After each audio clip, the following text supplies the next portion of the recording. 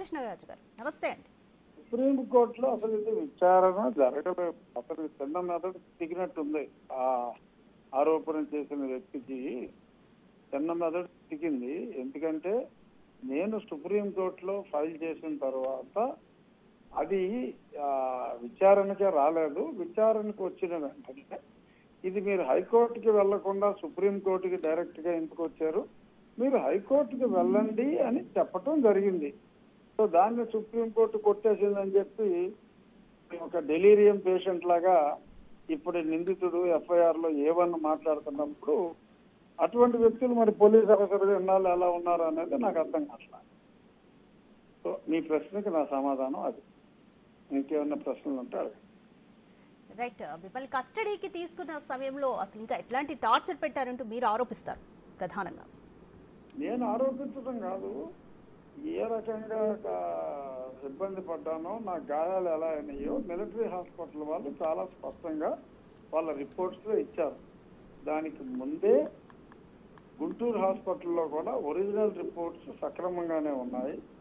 దాన్ని ఆ ప్రభావతి అనే ఒక సూపరింటెండెంట్, ఆ ప్రభావతి గారి భర్త YSR Congress party legal cell Guntur జిల్లాకి అధ్యక్షుడు, ఆ జనరల్ సెక్రటరీ.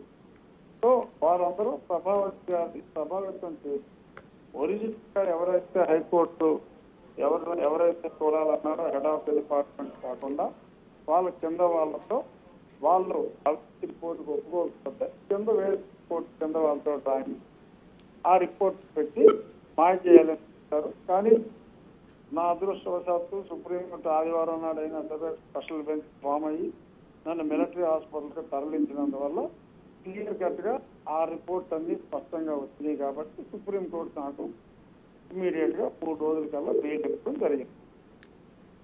రైట్, రఘురామకృష్ణరాజు గారు మా అసోసియేట్ ఇన్పుట్ ఎడిటర్ గణేష్ మీతో మాట్లాడతారు. కృష్ణరాజు గారు నమస్తే.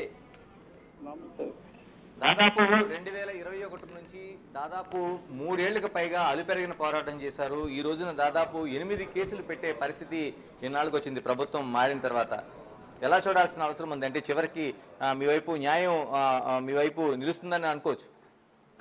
100కి 100 రూపాయలు ఈ విషయంలో న్యాయం ఎవరైతే కస్టడీలో నన్ను టార్చర్ చేశారో, కుట్ర చేసి వాళ్ళు తప్పకుండా శిక్షించబడతారు. అందులో ఎటువంటి అనుమానానికి అవసరం. కృష్ణరాజు గారు, ఆ రోజు మీరు ఏదైతే ఈ కంప్లైంట్ లో కీలకంగా ఇచ్చిన అంశాల్లో ట్రాన్సిట్ అరెస్ట్ వారెంట్ ఏమాత్రం లేకుండా హైదరాబాద్ లో తన నివాసం నుంచి తీసుకెళ్లారని చెప్పారు. ఆ రోజున మీరు చాలా వరకు అందరికీ సమాచారం ఇచ్చారు. మరోవైపు అయినా సరే ఎక్కడా కూడా నిబంధనలు పాటించడానికి వాళ్ళు సిద్ధంగా లేరండి ఆ రోజున?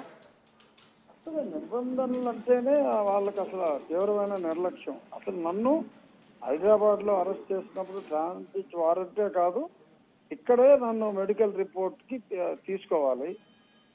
అక్కడికి తీసుకువెళ్ళిన తర్వాత కూడా వాళ్ళు కేవలం ఏదో తూతూ మంత్రం చేశారు. నన్ను డైరెక్ట్ గా పోలీసు సిఐడి గుంటూరు ఆఫీస్ కస్టడీలోకి తీసుకొని నాకు ఉన్న government of India why category CRPF సెక్యూరిటీని కూడా బలవంతంగా ఆఫీస్ ప్రెమిసెస్ బయటికి పంపించేశారు. వీళ్ళకి అసలు కుట్ర ఐడియా ముందు లేకపోతే గవర్నమెంట్ ఆఫ్ ఇండియా నాకు సెక్యూరిటీని ఆ ప్రెమిసెస్ లో ఉండటానికి ఏమిటి వాళ్ళకి ఇబ్బంది?